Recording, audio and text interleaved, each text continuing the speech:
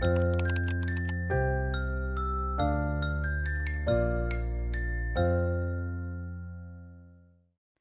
is the Registered Behavior Technician course presented by Shaza Attar. The course content was created by Shaza Attar and is the property of Autism Therapy and Training, Inc. All rights are reserved.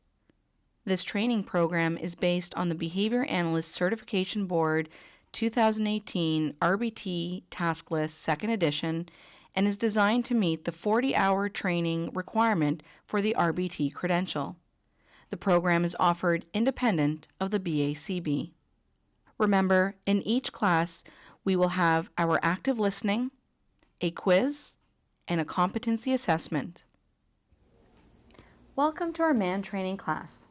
I'm quite excited to talk about this topic, mainly because this can be life-changing for our learners. To see a client go from the inability to communicate to vocalizing or signing or using some other method of communication is amazing. So let's get right into it and discuss manding. This course is great for not only therapists that work with children with autism, but teachers and parents as well. Verbal behavior is a way to communicate, and this can be done in many different ways. For example, you may use signs to communicate, PECs, communicative devices, and so on. These are just some of the ways one can communicate. What is manding? If you recall back to our verbal behavior class, I discussed the mand as a request. It is when an individual wants something. They may want a cookie. So they will ask vocally, I want cookie, or maybe sign. Why teach mands? What is its purpose? Teaching children to communicate is so important. I really can't stress that enough. It is not uncommon for learners to engage in problem behavior or self-injurious behaviors when they have limited verbal behavior. The purpose of mand training is to replace the problem behavior with appropriate ways of gaining access to items, activities, or attention. Mand training is also known as functional communication training because we're teaching the learner functional ways of communicating, taking into consideration the function of the behavior. For example, if a learner is banging their head on the wall, we would need to figure out the function of the behavior in order to properly replace the head bang with appropriate language. Teaching even a few mands can decrease problem behavior very quickly. I had a little guy that started with us at the center. He had limited verbal behavior and the vocals that he did have were unclear. So no one could really understand him. He would engage in escape from the table, flopping to the floor, crying, screaming, kicking, you name it. So one day I quickly jumped into the seat to see what I could do to help.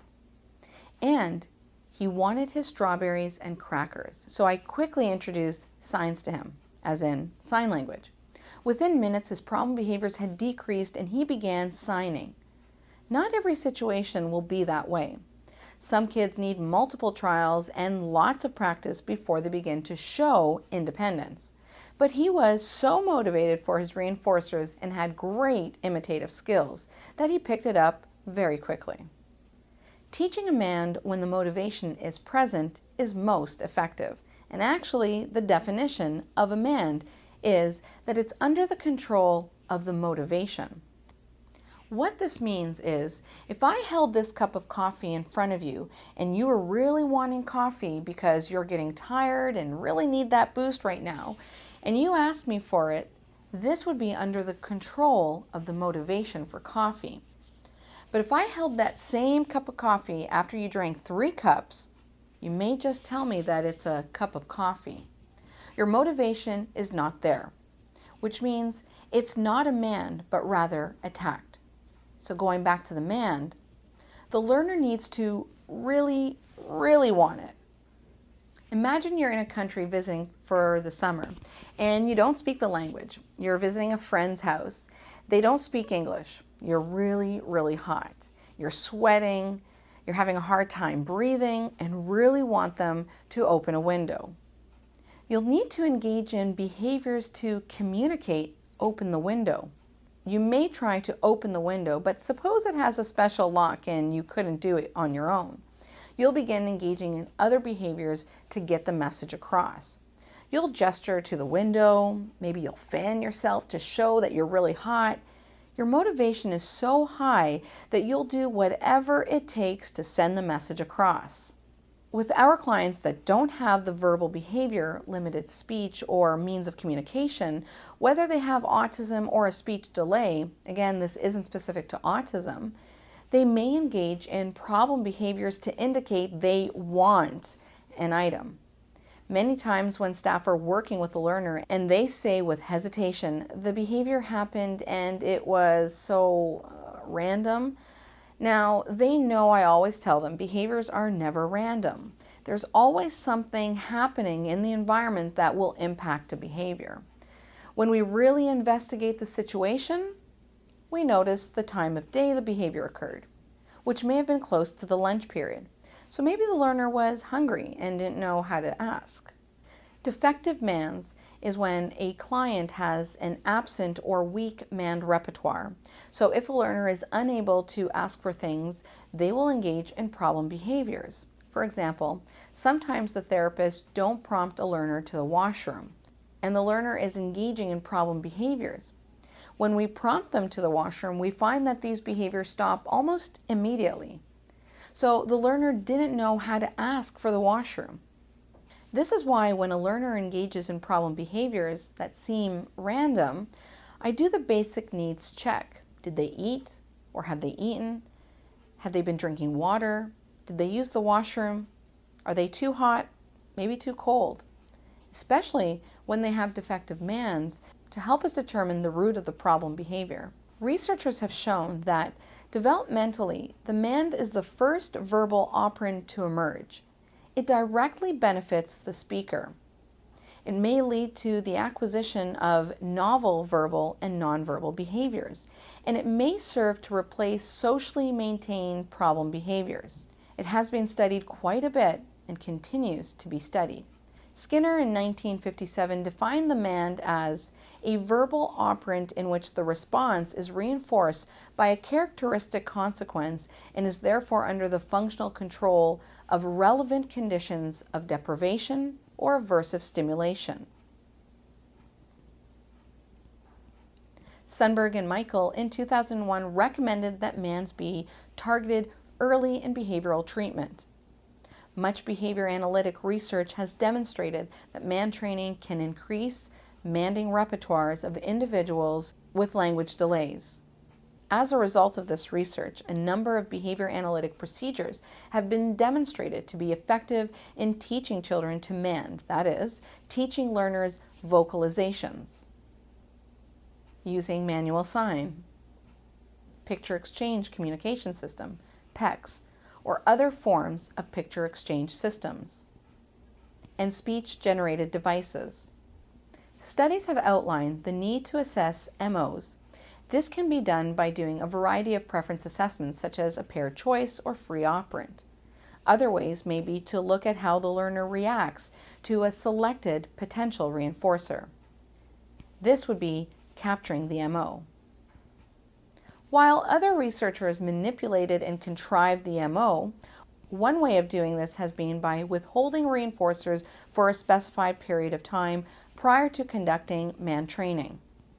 For example, Hartman and Klatt 2005 required that participants did not have access to reinforcers targeted for Mand training for 23 hours prior to each training session. Buckley and colleagues 2005 contrived motivation for a movie by allowing the participant to watch it briefly, then pausing the TV.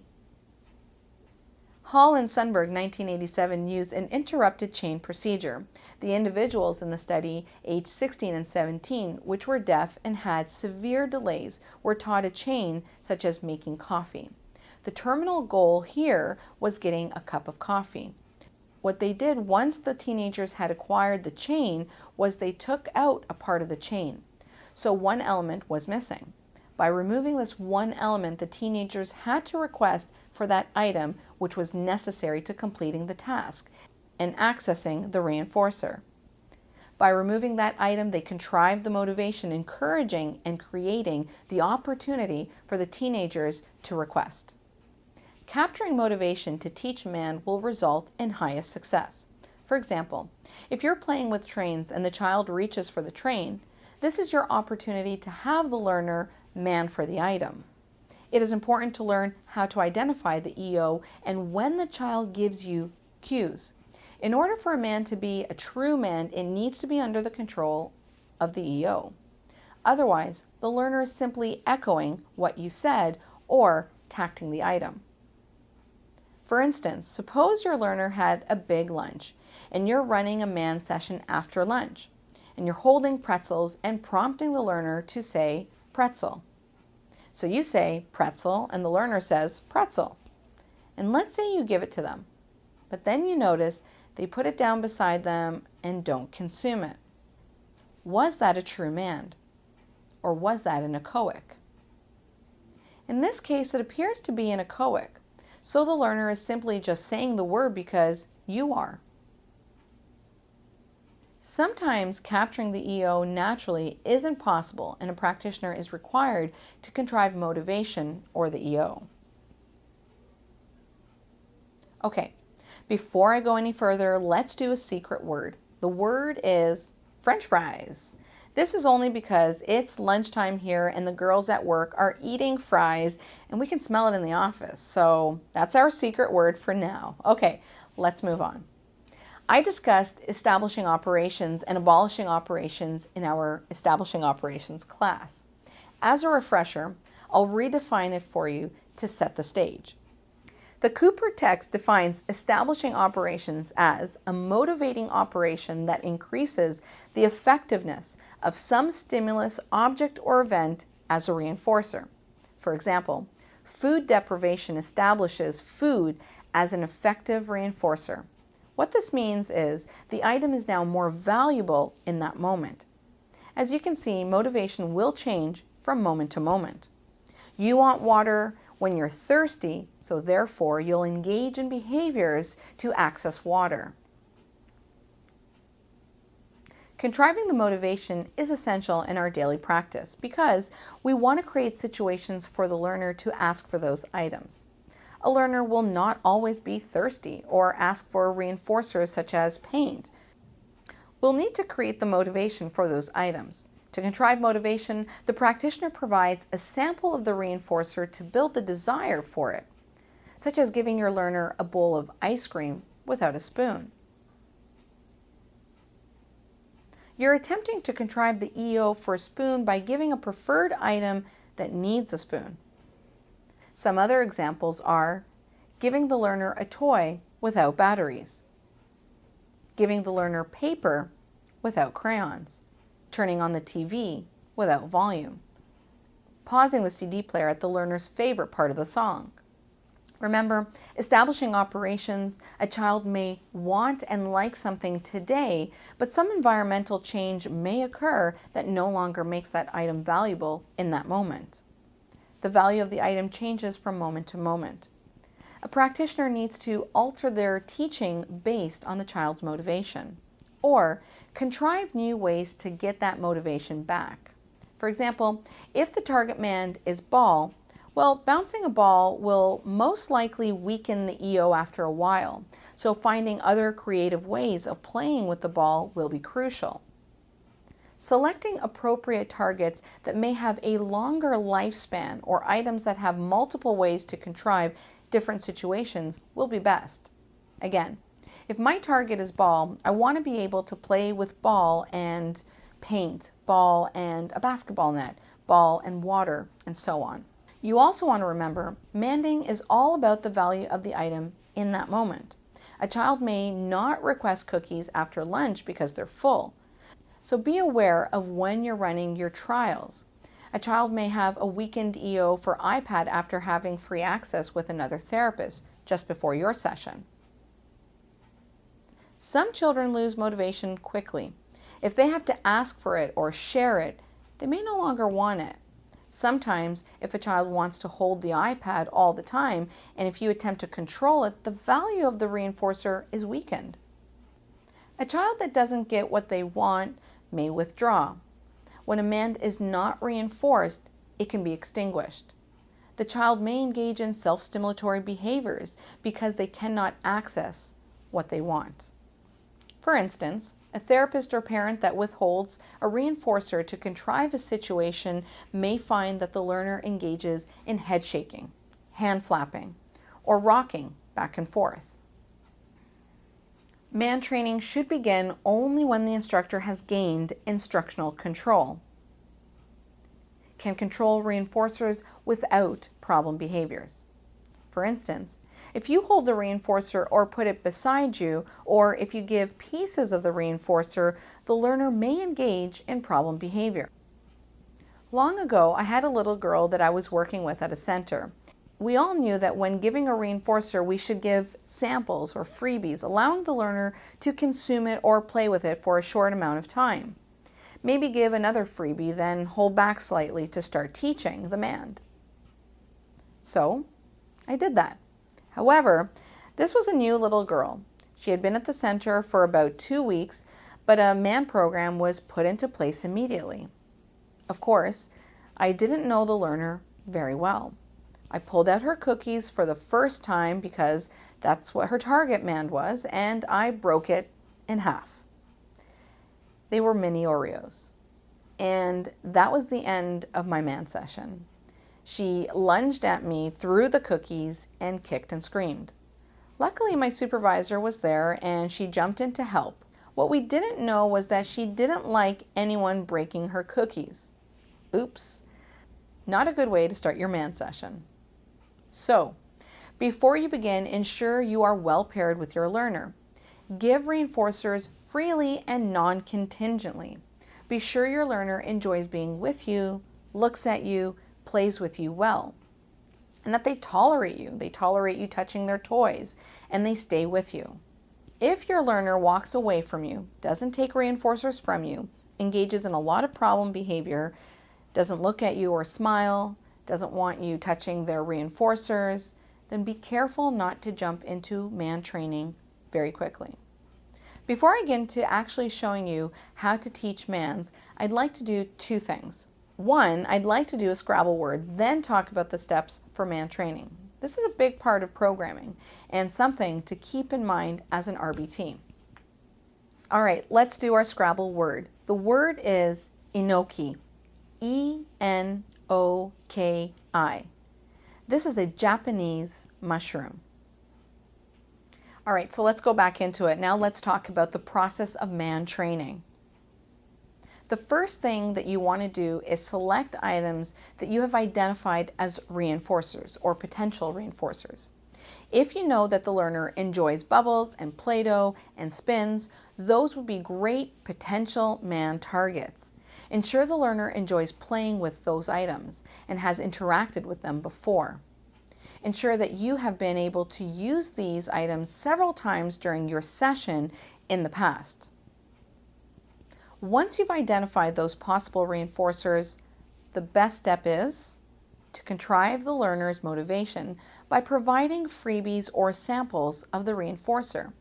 Give a small piece of, let's say, a chip or an M&M, a quick tickle, play a song for 15 seconds, then pause, and so on.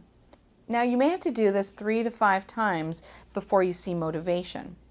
When activities or actions such as jumping, spinning, or Play-Doh, what you can do is to create a social routine. Create predictable ways of playing, such as rolling the Play-Doh, then smashing it. And you may do this 3 to 5 times to see if the learner enjoys the way you are playing with it.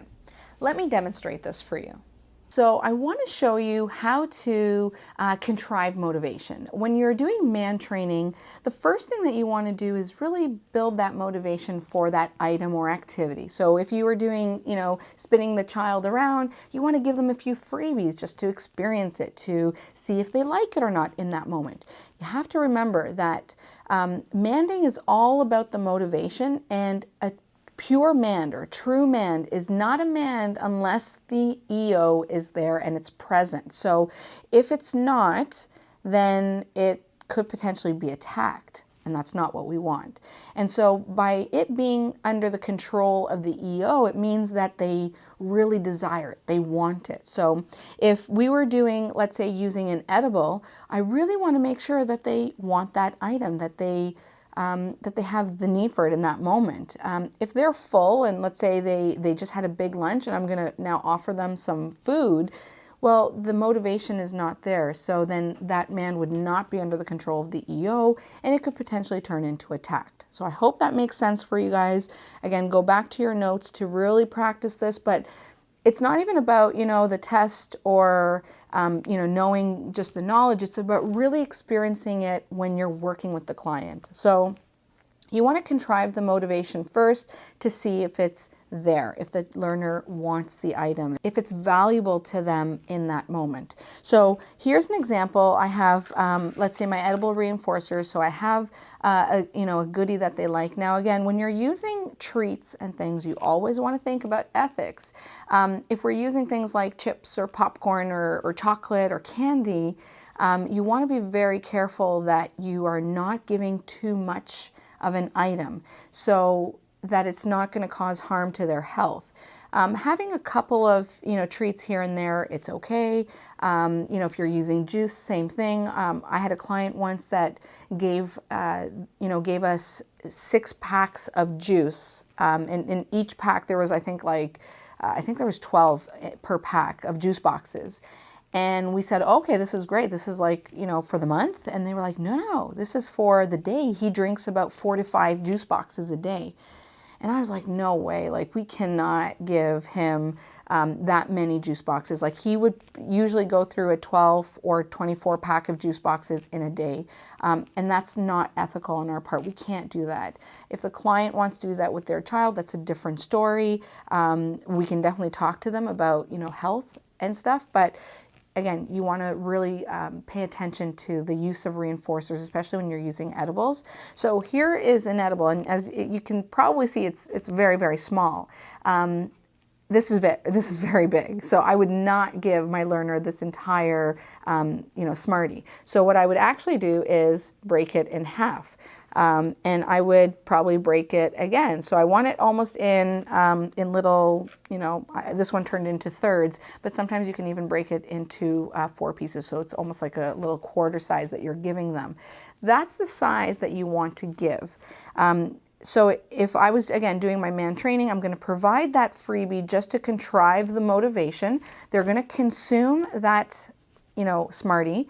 And now I'm going to look and see if they want it, and the way that I know is if they show any behavior, such as maybe they're looking at my hands, maybe they're showing that they're about to reach. I don't want them to reach and grab because I don't want to reinforce that behavior either. So there's the freebie. They've consumed it. I'm monitoring their behavior to see if they're eating it. And once I see that they're making eye contact with the item, then I might say that the motivation is there. And so then I might start my Mand trials in that moment. So that's the first thing that you want to do. Again, if I was doing it with an object, let's say it's the ball, I might bounce the ball and play with the ball. I might roll it on them. I might put it up their shirt. I might, roll it on their head. Whatever it is that we were playing with it that was fun for them, provide a few freebies and see if the learner wants it. Now, once I start to see the learner's behavior of, they're interested in it, then I might go into my Mand trials. Again, with manding, don't be afraid to just give the item and allow them to interact with it for a bit, or again, to eat it and consume it. Not too much, because then they could satiate and then you don't have anything to work with. But just enough to almost tease them and say, okay, is there anything there? Are you interested in this? And if they are, then you can go into it. What I want to achieve here is a predictable routine that I can embed my target Mand in. When I'm about to embed it, this would be my choice point. Now in this case, my choice point is a Mand. Since this is what I'm teaching, remember in our net class, we discussed embedding other targets such as a tact or a receptive skill. Here, my choice point is the Mand. Now you want to identify the EO. What are some signs of the EO? Well, the child reaches for the item. Given a freebie of the item, consumes the edible or interacts with it.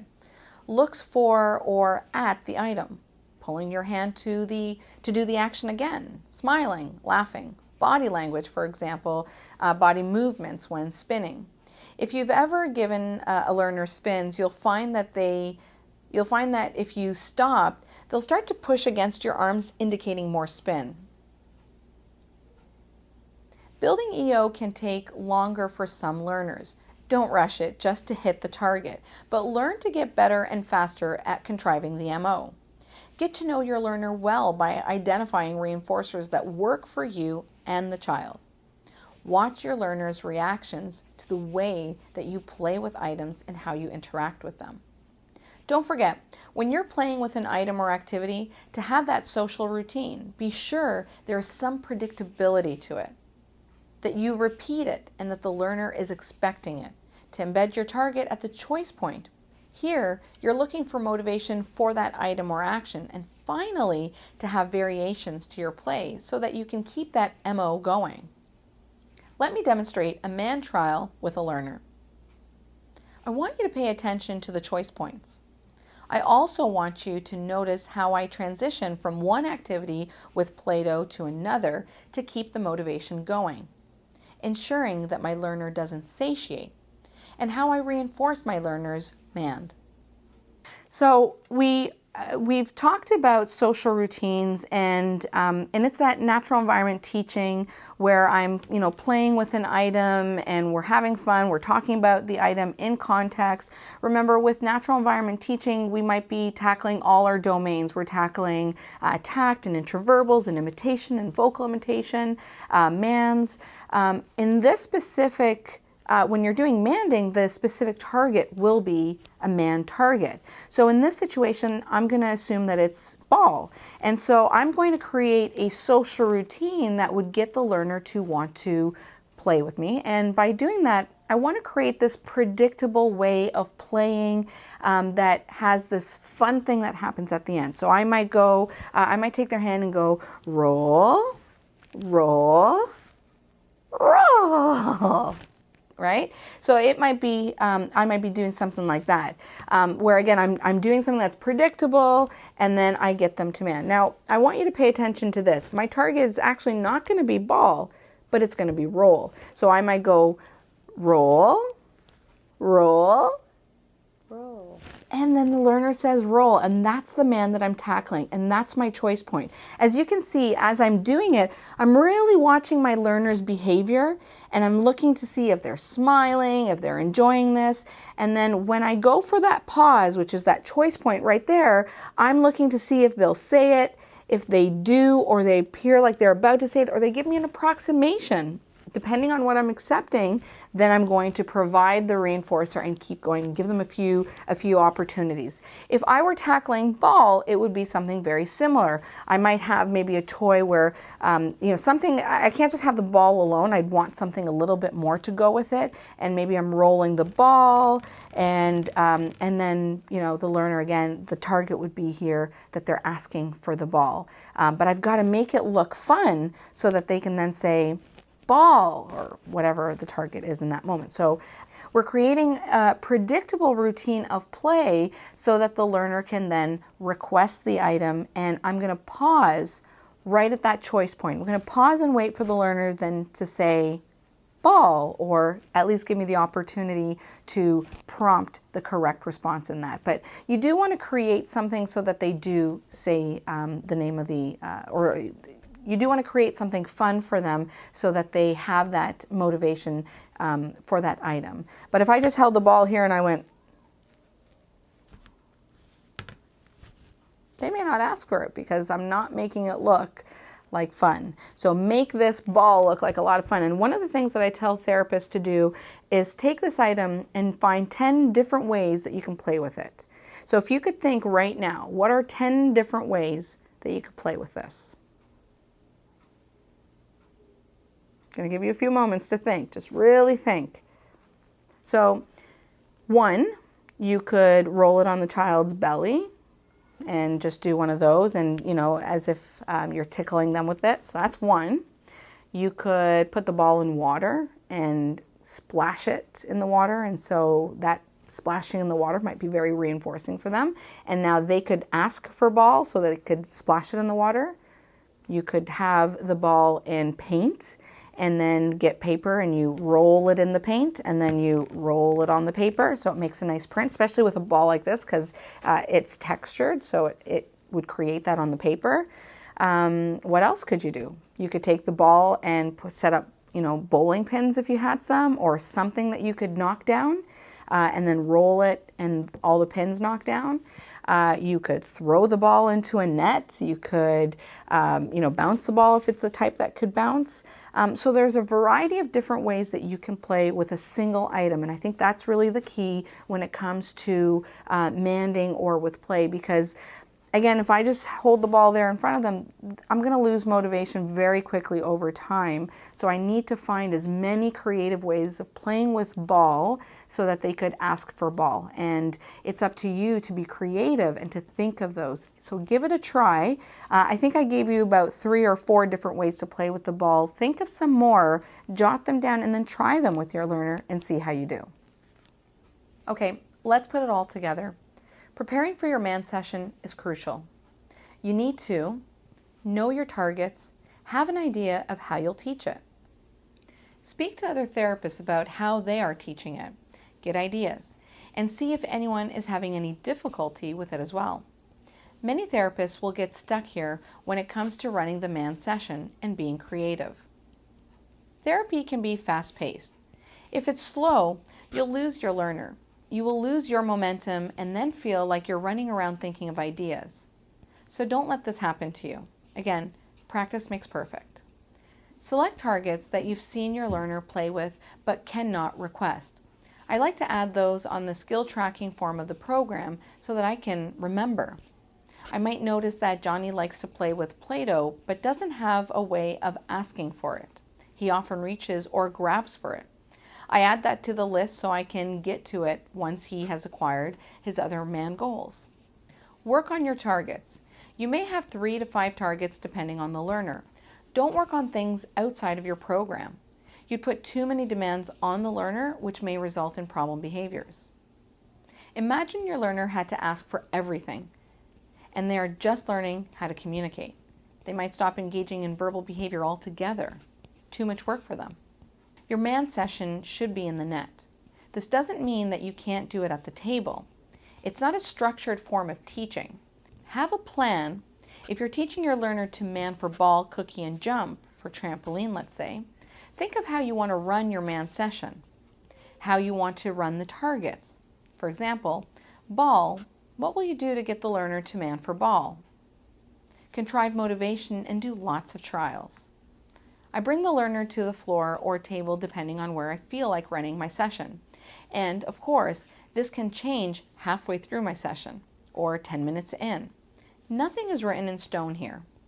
I begin playing with my learner, singing, tickling them, reading to them if they like books, pairing myself. Remember, this could be the beginning of the day, or maybe I haven't seen the learner all day.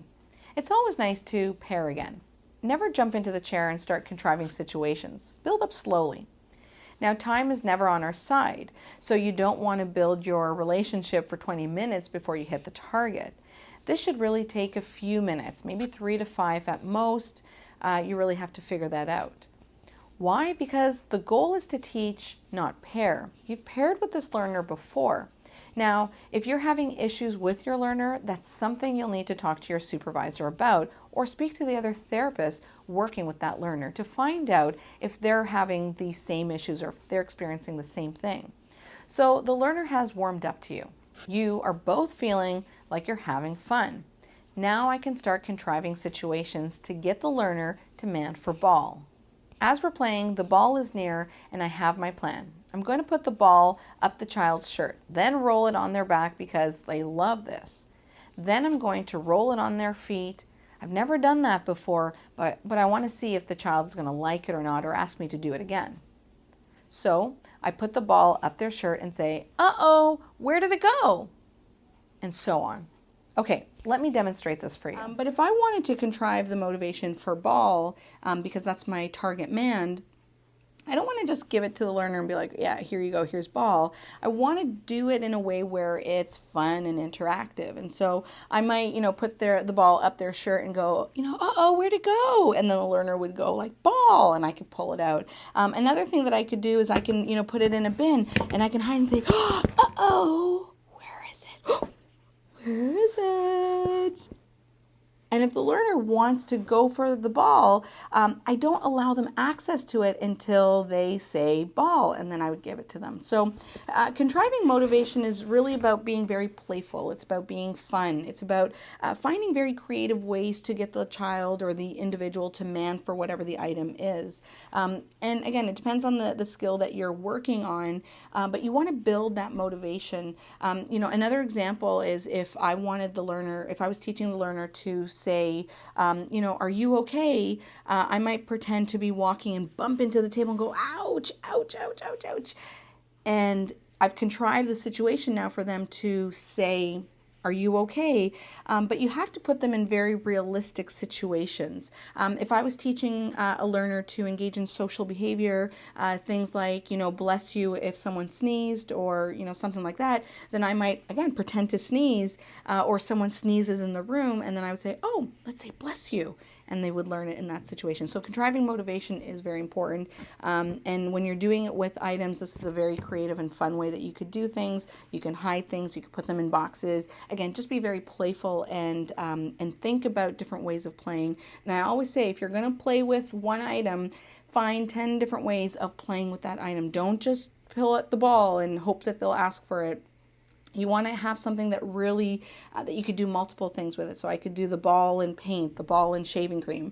I could do the ball and hide it. I can have lots of balls and roll them and, knock down bowling pins or something like that. So think creatively when you're selecting your man targets or any target for that matter. If you're probing the target, remember, the probe is a pretest. Here, you're checking to see if the teaching from the previous day was successful enough and that your learner is able to request the item independently without prompts.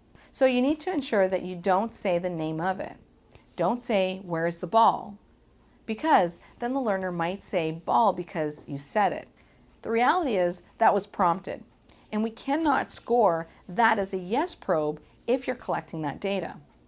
If the learner did not ask for the item on the probe, then you can start teaching. Then you want to model it during your teaching. Now, when you're contriving motivation and say you put the ball up the child's shirt, how do you know that the motivation is there? You may not know immediately. You may need to do this a few times and provide freebies. Don't give 10 freebies because the learner may satiate. If you notice your learner reaching, looking, or showing any of the other signs of motivation we discussed, then you can probe it or start teaching it. You can try 2 or 3 attempts to contrive motivation, but if nothing happens and the learner is not reacting, move on. Don't probe it. Because it's not that the child couldn't ask for it, it's because they didn't have the motivation for it. Ideas to contrive motivation for different items. For edibles, you can give a small piece. Watch the learner's reaction. If it's unclear to you, try again. Give another small piece and watch your learner. If they're looking or reaching, then you may begin teaching. I will caution you with reaching. You want to be careful that you don't reinforce the reaching behavior. If the learner reaches or grabs, then you'll need to redirect their hands down and model the correct verbal behavior. Something that you can do to correct this before man training or during, of course, speak to your supervisor about this, is teaching your learner how to request with their palm out. This is a good way of starting man training and a good behavior for them to learn as opposed to grabbing. Let me demonstrate this for you. Okay, so now let's talk about if your learner is attempting to grab the item or reach as you're doing, let's say, a man trial. So suppose I contrive the motivation, all is good, and the learner starts reaching. Perfect. So they're reaching, but now if I start saying ball, let's assume this is an early learner and I'm just modeling it, that's not a behavior that I want to actually reinforce. So what do you do when you have a learner who is reaching or grabbing? So one of the things that I like to do is teach my learner to put their palm out to get the item. As opposed to this reaching behavior, I now can teach the learner to put their palm out, so I can teach them that I will place it in your hand and that's when you can take it, as opposed to this grabbing behavior.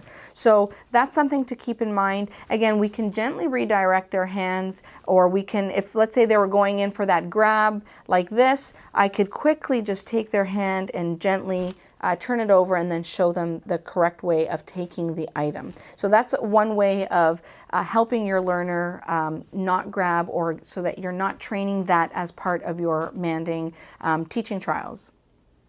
Other ways to contrive motivation with other items, such as toys, is to provide a sample of the toy. Play with it as designed and watch the learner's reaction. If not clear, then try again. If the learner is smiling or looking expectantly, you can begin teaching. For example, if you gave the learner a pop-up toy, the Mand may be push. So if they're enjoying the toy and opening and closing the items, then you can hit the target.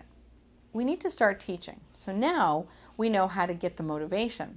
But how are we teaching it?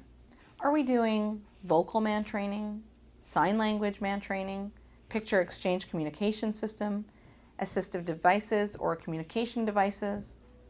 This will be determined by your supervisor, but it's good to know what form of communication will be used and how to use them. I'll give you an outline of each one, but be sure to get additional training in some of the more complex systems, such as PECs or the use of devices that some of our clients may be using. Let's start with vocal Mand training, but before I do, here's your Marvel character. It is Loki, spelt L-O-K-I. Okay, let's jump back into Mand training. All learners can be exposed to vocal Mand training. If vocals are weak, this will need to be strengthened by pairing sounds first, or using other methods of building sounds to their repertoire. With early learners that are not asking for things, start off by playing in the net and modeling the language. Prompt the target behaviors and say, ball, and give the item to the learner. Here, we don't need a transfer trial. Contrive motivation, provide the freebie. Vocally model the name of the item and present it at least 3 times. Cookie, cookie, cookie. Pause for about a second between presentations. If the learner is unable to imitate, the practitioner would provide a small amount of the item following the 3rd presentation. If the learner is able to echo the word or an approximation to the word, reinforce with a larger amount. As the learner becomes stronger with manding, they will often echo immediately after the practitioner. So, if the learner is echoing, then we can move past this and into the echoic to Mand transfer. But before I show you the next step, let me show you how this would look. So now we're going to talk about manding with your early learners. So when you have an early learner, most often they don't have a lot of vocal ability, and what's in their repertoire is probably very limited. But it's up to us to teach them. And so I want my learner to mand for ball. So I've contrived the situation. The learner is really motivated for the ball. We're doing something really fun with it. I now have found some choice points and moments where I know I can pause, where the learner will ask for the ball. But let's suppose that the learner is not saying anything. So here comes my teaching, and I'll model it for you here. Ball, ball, ball. And then I would engage in whatever the reinforcing activity is. And then I would go again. Ball, ball, ball. And I would engage in the reinforcing activity again. What's really important is to really look at the number of trials you are doing per minute. The goal is to do anywhere between 4 to 6 trials per minute. So I usually tell the therapist, In the first 15 seconds, you need to ensure that you have done a trial. In the next 15 seconds of your minute, another trial, and so on. So that gives you 4. That's the minimum. But you want to try to do a little bit more. And so by really contriving motivation, having something really reinforcing, you can do it no problem. You can do a lot of trials, you know, in your let's say half-hour Mand session time or 1-hour Mand session time. And what I'm talking about is how many times that you're prompting. That's what I'm talking about when it comes to trials. So let's suppose that I'm doing a trial now, and let's say this is where my minute is. I'm going to say ball, ball, ball. They don't do it. I'm going to provide the reinforcer. They're laughing. They're having fun. I'm monitoring their behavior. Ball, ball, ball. Again, reinforcing. So in that first trial, I did it within 10 seconds. In my next trial, within the first few seconds of my 15 seconds, I did another trial. So I can almost hit 2 trials per 15 seconds. And that's really what you want to aim towards. The more trials that you do and the motivation is present, the better it is, because we really want our learners to request the item. Again, here I want my learner to echo, and they're not echoing at all. So I'm going to do lots more trials, because the more trials I do, the more likely they might engage in that behavior. So keep that in mind. As I was saying, if the learner is able to echo, then you would be able to say ball, and they would copy readily. So now they're ready for the next step. So here you would prompt the target vocally, followed by a transfer trial. Let's break this one down. The first thing you'll need to do is contrive motivation. Provide the freebie. Vocally model the name of the item, cookie, and the learner will echo and say cookie. This is where the transfer trial is needed. Remember, we don't want our learner to be prompt dependent. So the learner would independently say cookie. And here's where you want to reinforce with the item. Once the child echoes, the practitioner will hold off slightly, typically leaning your head in towards the learner and raising your eyebrows, or saying things like pardon or huh can also trigger the learner to repeat what they just asked for. This will promote independence.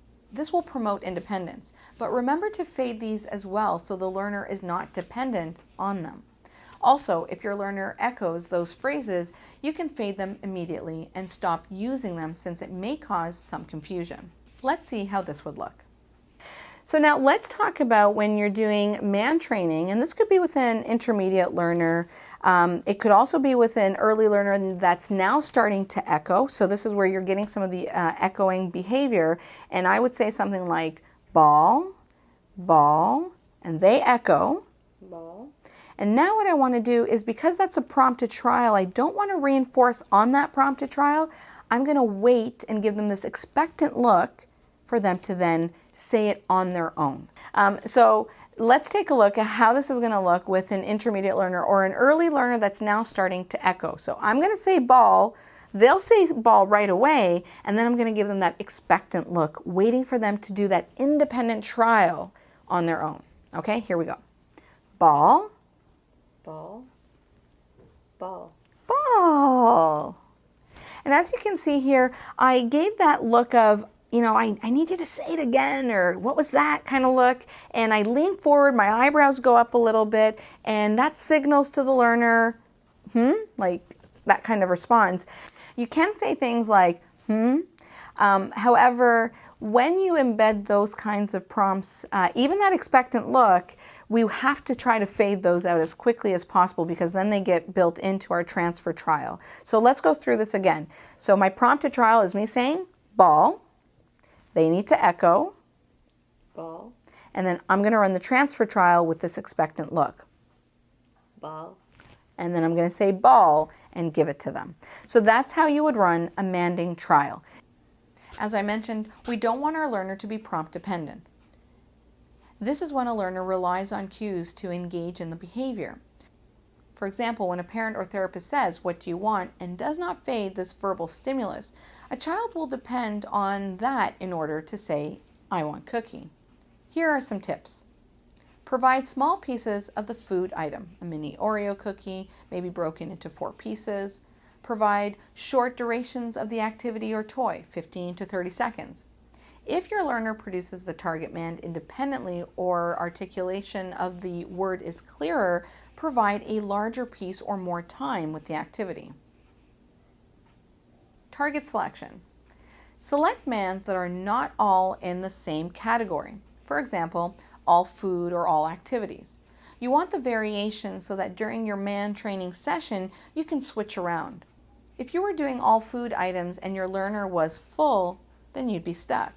But if you had different types of targets, you could go to your other mand targets, so select targets like ball and cookie and jump. You have one toy, one food item, and one physical activity or action. For early learners, about 3 target mands would be good, which would run simultaneously. If you do too many, then they won't get enough practice. If you do too little, then they're not learning things fast enough. All other things they want you can give freely, but focus on your target mands during training.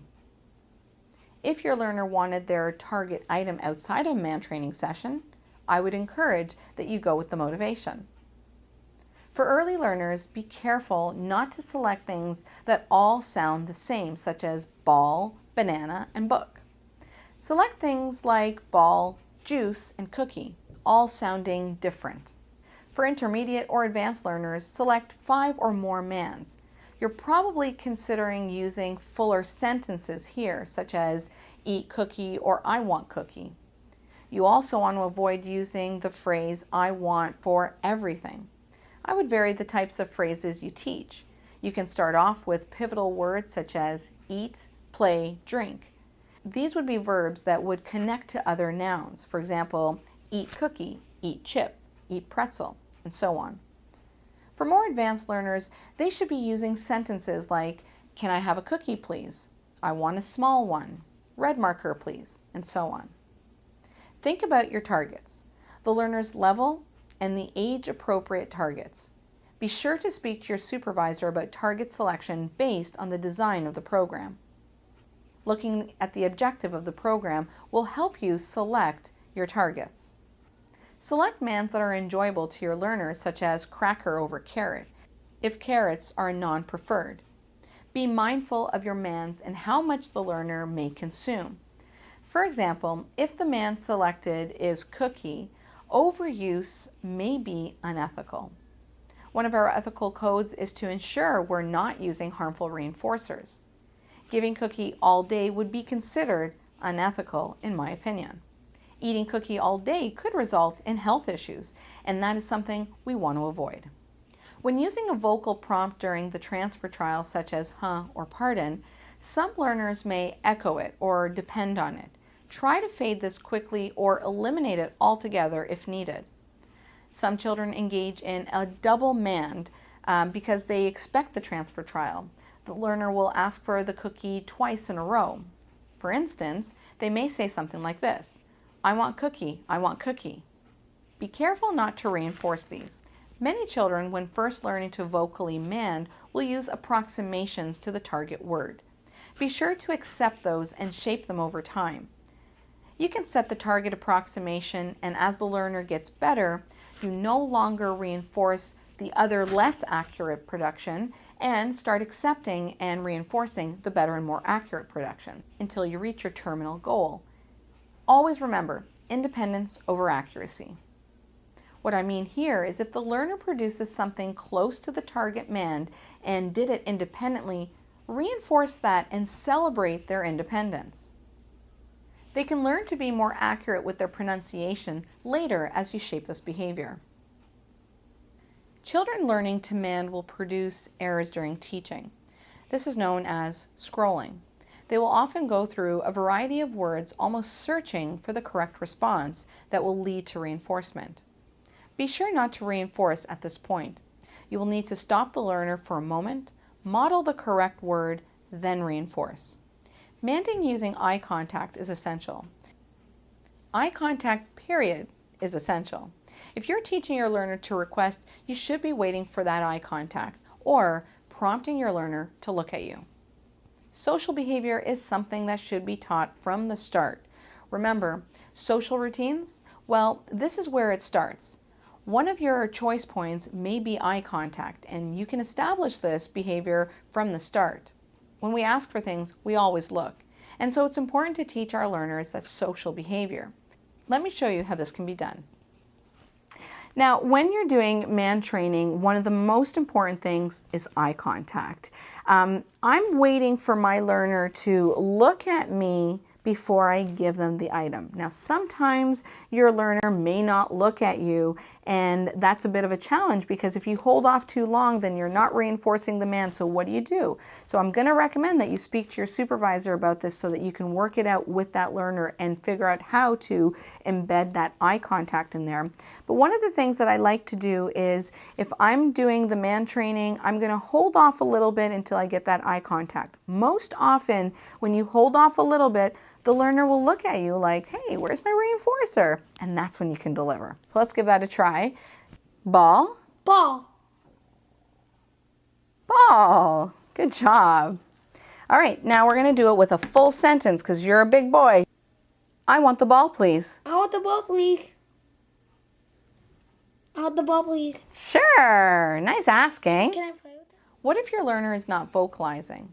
We may need to consider other ways of communication. This again will be determined by your supervisor, but it's important that you address this concern with your supervisor.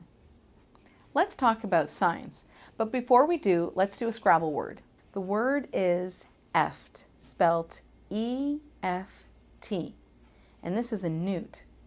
To do sign with your learner, they're probably not showing any progress vocally, and you'll need some other form of communication, so sign is definitely a choice.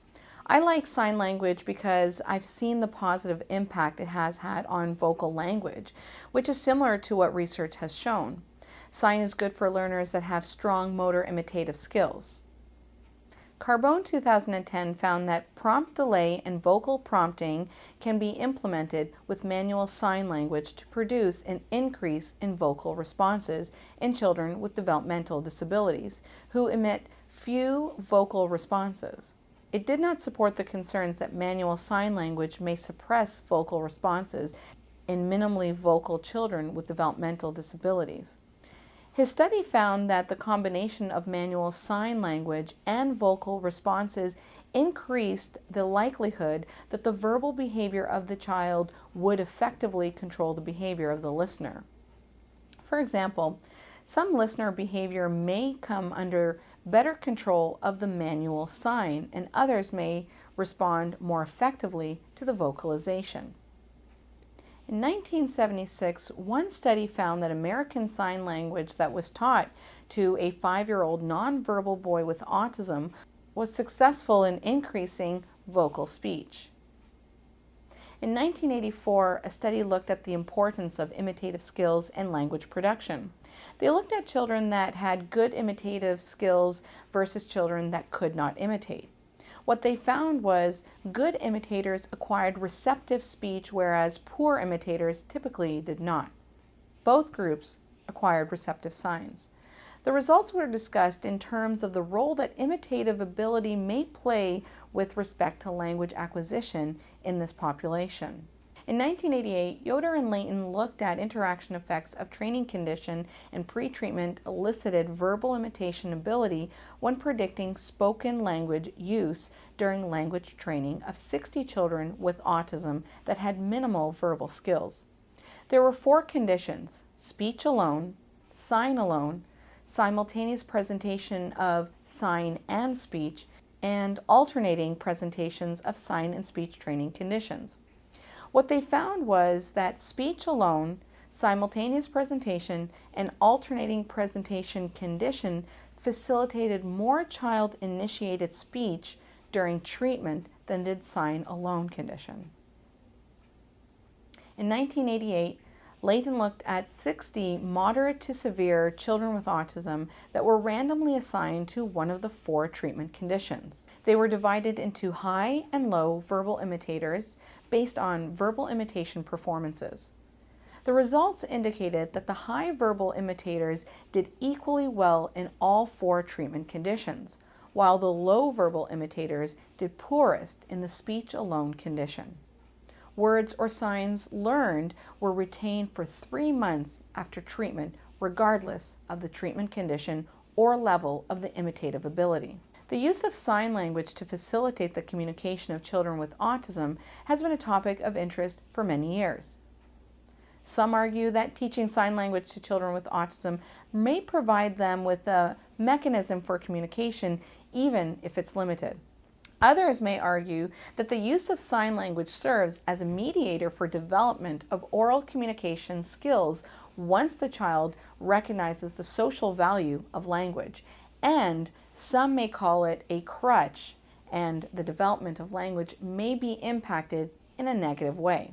Some also argue that there is no substantive evidence that sign language improves communication beyond a 1 or 2 word sign structure. Schwartz and Ney, 2006, found that there was a shortage of high-quality research, and this was needed to make discussion of the merits of teaching sign language to children with autism.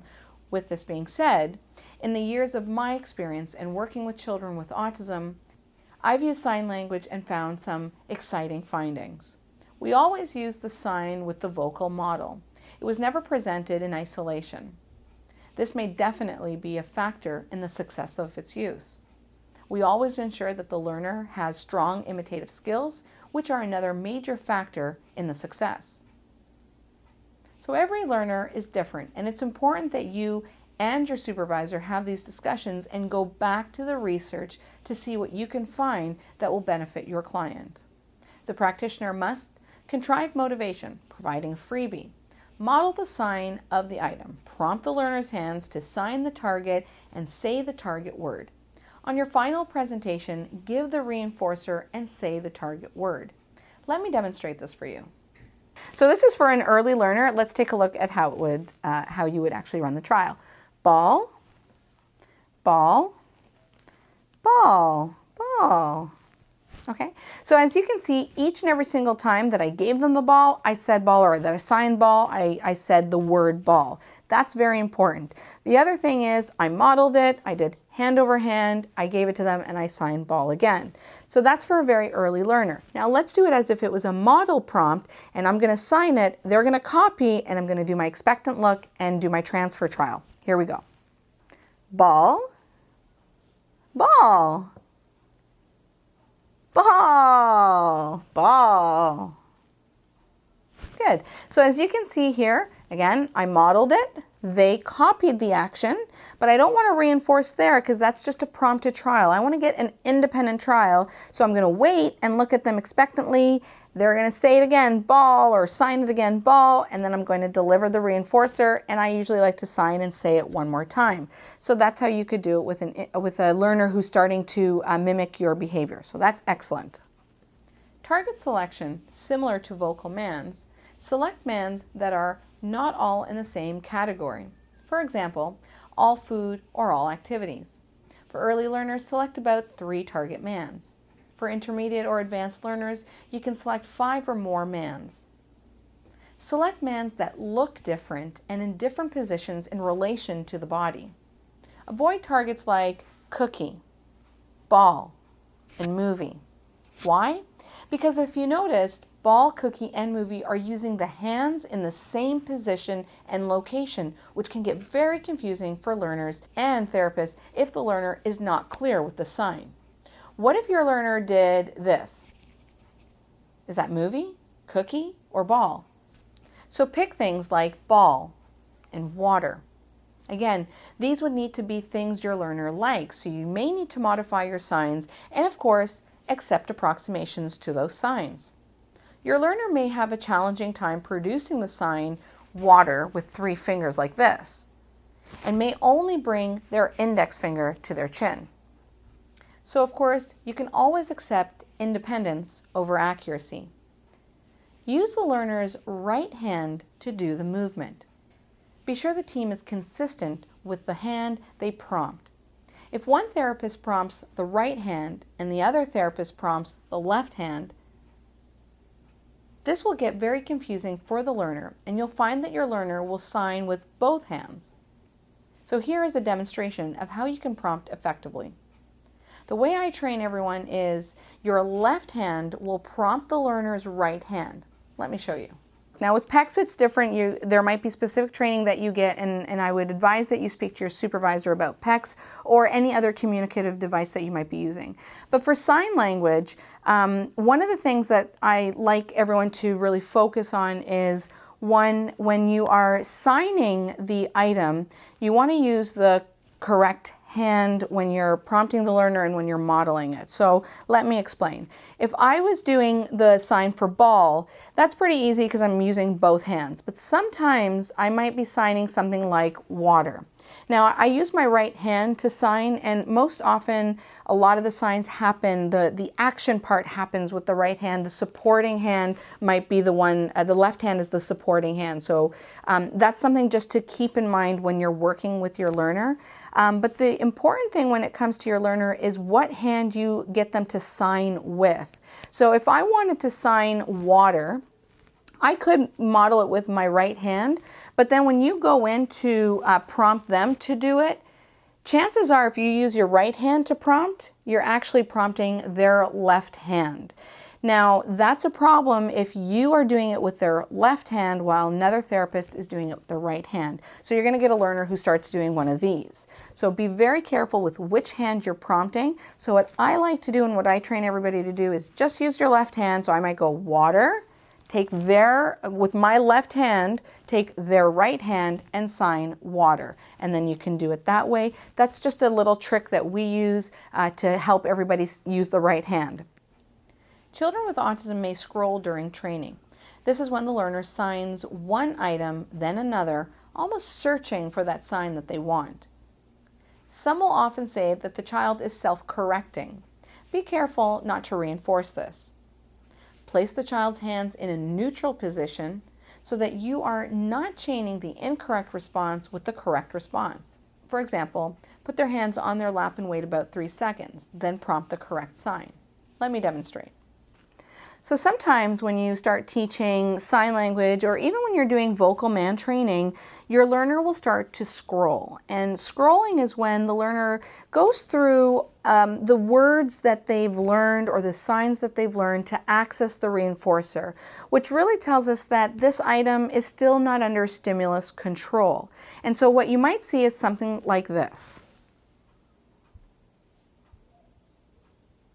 Okay, so what you see is the learner starts to engage in a variety of their signs that they've learned to access this reinforcer. Now, that's a problem, and so how do you deal with that? The most important thing is to always get your learner back to a neutral position. So if that's what they were doing, I want to just bring their hands back down, stop them for a second, and then I'm going to go in and model the correct behavior. So you want to anticipate the scrolling. And if that's what you do get, bring their hands down to a neutral position, or if they go ball, cookie, ball, whatever it may be vocally, same thing. You want them just to wait, and then you're going to help them out and just say ball, or I want ball, please, whatever the phrase may be for that specific learner. So scrolling happens when it's not under stimulus control and they start going through a variety of things in their repertoire to access that reinforcer. You'll sometimes see this also when you are teaching a learner at the table trials, and again, they've memorized that. If, let's say they're doing an imitation program and they have to clap their hands, and you say do this, the first thing they do is they start clapping their hands, but they're not really attending to the thing that you're doing. So again, we see that with other programs. So just bring them back to a neutral position and then model the correct behavior or prompt the correct behavior, and then run your transfer trial. And then of course you may need to do the error correction there too. When selecting your target, start off with a one-word sign such as ball, then build to 2 or 3-word signs. Having a sign booklet is very helpful to the rest of the team and parents, as well as any teachers that are involved with the child. Using modified signs will be helpful, and don't forget eye contact with Mands as well. What if signing is not working? What else could you use? Your supervisor may use a picture exchange communication system. This is used with learners that have strong visual skills.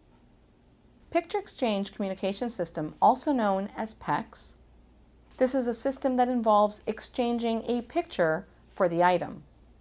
The learner will be taught to hand you a picture of a preferred item to gain access to the reinforcer.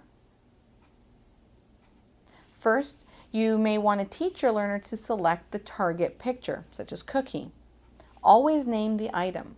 If the learner hands you the cookie, the peck, then you can say cookie. The learner may start with the target and a blank peck, then a target peck with a neutral peck, cookie versus shoe.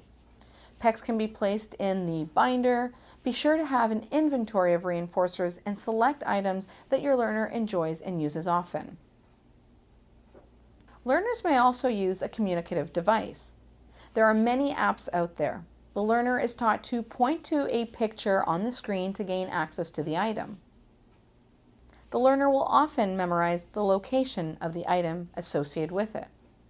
This makes the system easy for children that have a difficult time maintaining Mands. A child that babbles and has sounds in their repertoire can potentially start with a vocal Mand program. If your learner has no sounds in their repertoire, sign language, PECS, or communicative device might be selected instead. A child that has strong fine motor skills can use a sign language system. However, if they don't have strong motor skills, then this would not be the best choice for them. A child that can discriminate between pictures, select a picture and hand it to you, might be a great candidate for PECS or a communicative device, such as using the iPad. If you're using the iPad as a communicative device, be sure to keep it as a communicative device only. Don't allow your learner to play games and such on that device. Make sure the MO is present. Always model the target man vocally, no matter what system you're using. Be clear and have fun.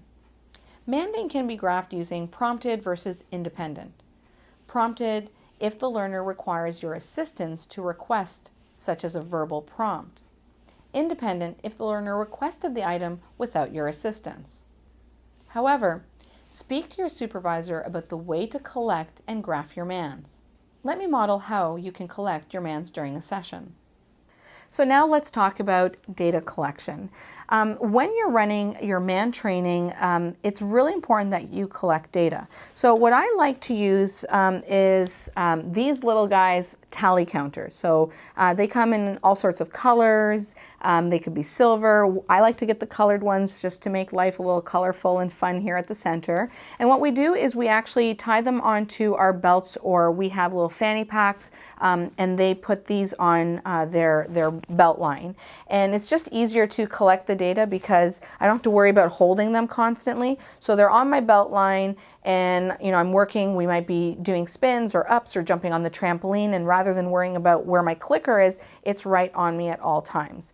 And I like to do the prompted on my right side and the independent on the left side. I'm more of a right-handed person, so it's just easier to click. And so as I'm working with my learner, I might, let's say, sign ball, they do it, I click.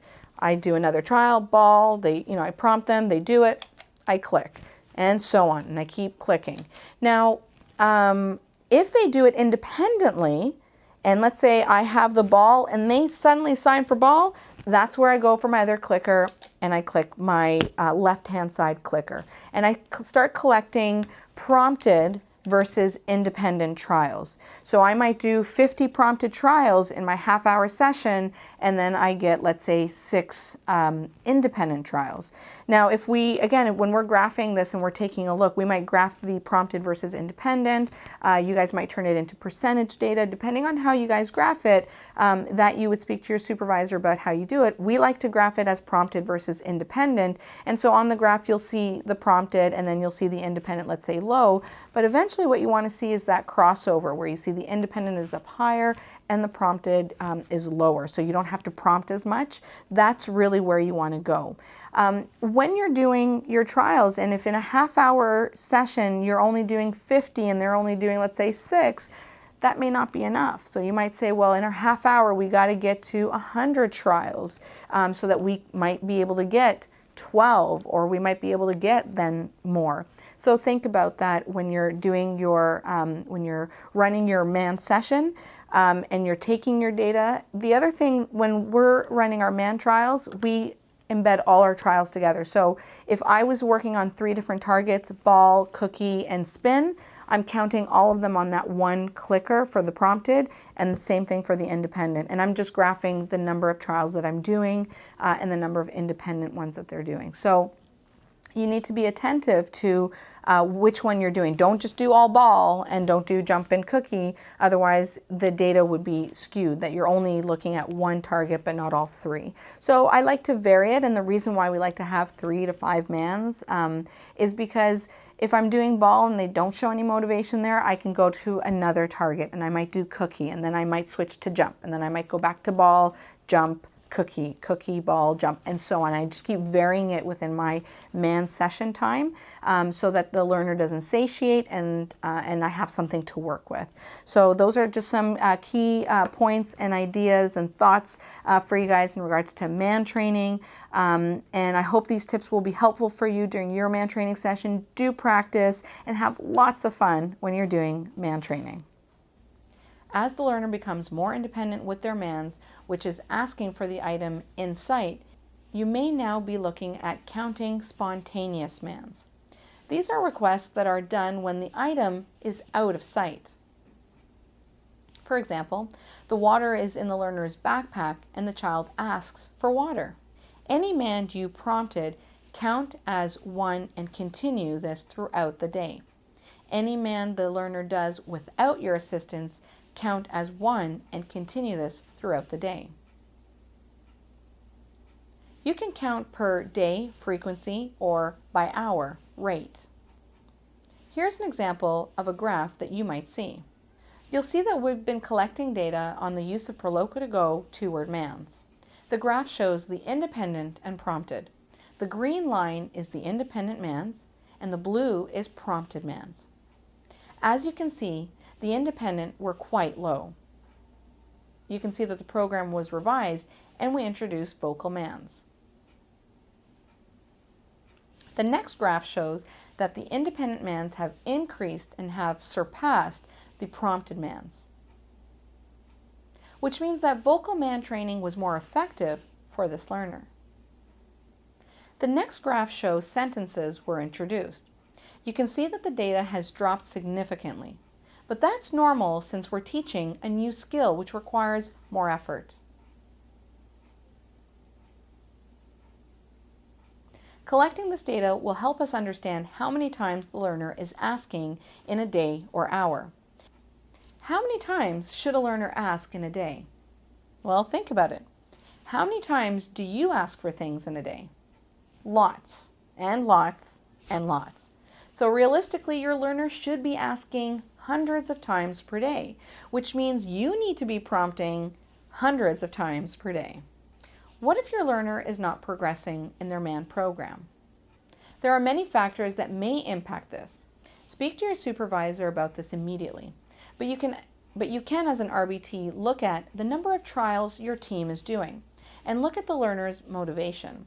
If it's a motivation issue, you can discuss other Mands or other variations of playing with that item to make it more fun and work on creativity. However, if it's due to your trials, how do you get more trials?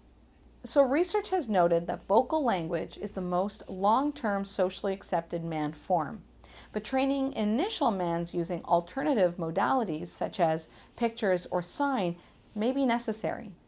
Mands have been successfully taught to children with autism spectrum disorder and intellectual disabilities using different response modalities, which have included vocalizations, manual sign, and exchange-based communication systems.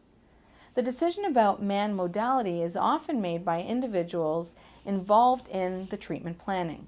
However, there is limited research guiding this decision, and the decision-making process is often more of an art than a science. Bowen and colleagues, 2012, conducted a study looking at the use of "What do you want?" as a verbal stimulus prompt and whether there is an impact on the acquisition of Mands. These data show no meaningful differences in the number of trials to the acquisition criterion between Mands taught with or without a supplemental question. Furthermore, Mand maintenance did not differ after the therapist removed the supplemental question.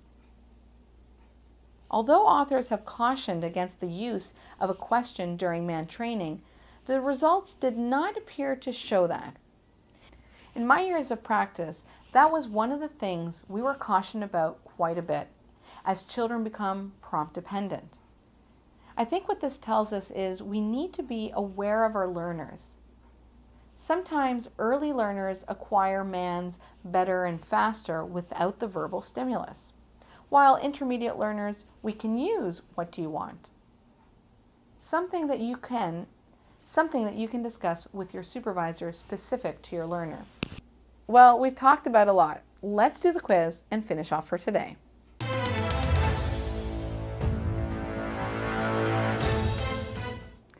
How do you know if a learner is motivated for an item? A, they reach for it. B, they push it away. C, cry and run from you.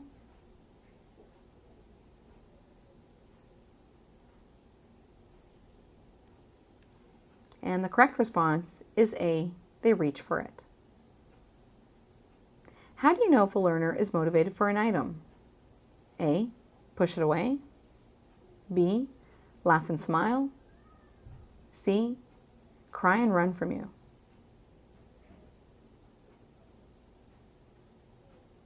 And the correct response is B, laugh and smile. The RBT is holding up cookie. The learner signs ball, then jump, then cookie. What is happening here? A, manding. B, error correction. C, scrolling. D, sign language.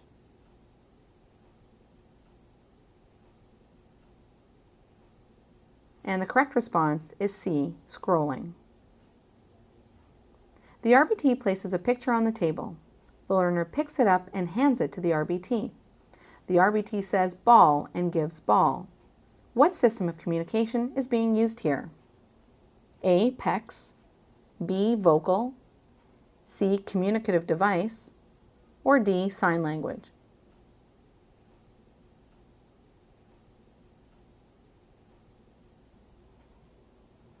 And the correct response is A, PECS. The RBT says up, up, up, then gives the learner a lift up. What system of communication is being used here? A, PECS, B, vocal, C, communicative device, or D, sign language?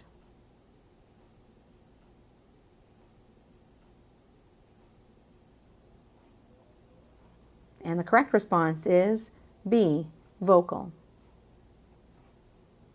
The learner is currently working on the Mands ball, bubble, and book. The learner is having a difficult time discriminating between the Mands. What is the issue here? A, the learner should be more clear. B, target selection. C, establishing operations.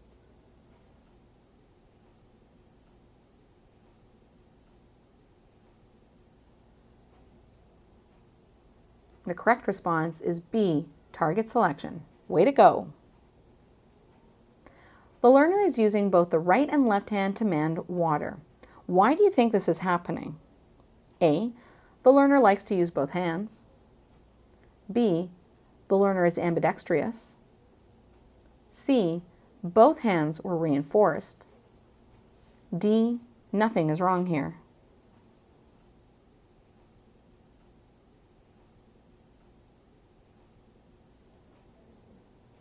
And the correct response is C, both hands were reinforced. Tommy shouts out during group time to answer questions. What can Mrs. Johnson do to replace this behavior? A, take him out of the group. B, put him in timeout. C, teach him to raise his hand. Or D, ignore him.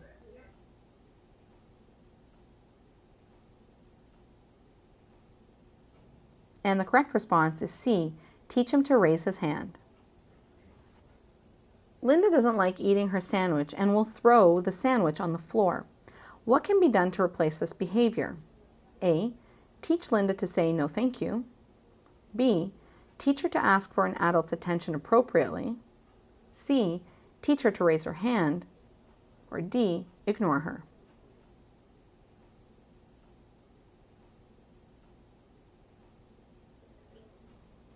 And the correct response is A, teach Linda to say, no thank you. You're teaching your learner to ask, what do you have? How can you contrive the situation? A, turn your back and wait for the learner to tap your shoulder. B, place the item behind your back and tell the learner that you have something cool. C, present the learner with the item they don't like and prompt, put it away.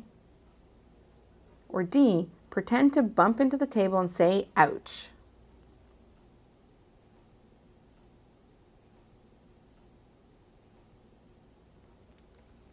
And the correct response is B, place the item behind your back and tell your learner that you have something cool. You're teaching your learner to ask you, what happened? How can you contrive this situation? A, turn your back and wait for the learner to tap you on the shoulder. B, place the item behind your back and tell the learner that you have something cool. C, present the learner with the item that they don't like and prompt, put it away. Or D, pretend to bump into the table and say, ouch.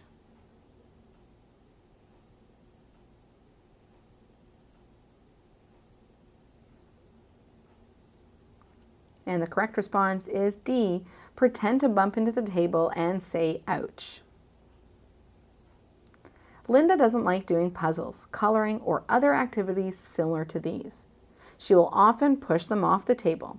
How can you contrive a situation to replace these behaviors?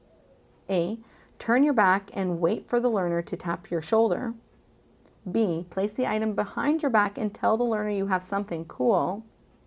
C, present the learner with the item they don't like and prompt, put it away. Or D, pretend to bump into the table and say, ouch.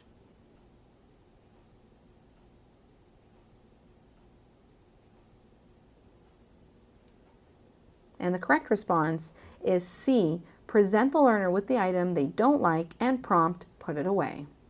My final thoughts. Manding is such an important area of development and skill to work on.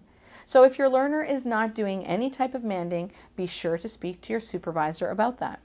You want to teach Mand so that you can give your learner autonomy and help them by giving them the words to reduce their problem behaviors. Most often behaviors occur because of defective Mands. Be sure motivation is there. Be clear in your prompts. If you're wishy-washy, your learner will be too. Reinforce big for better trials, more accurate trials. But also remember to give your learner in between trials. Just because you have a Mand program doesn't mean you can't give freebies. That's all for today. I hope you enjoyed today's class. See you next time.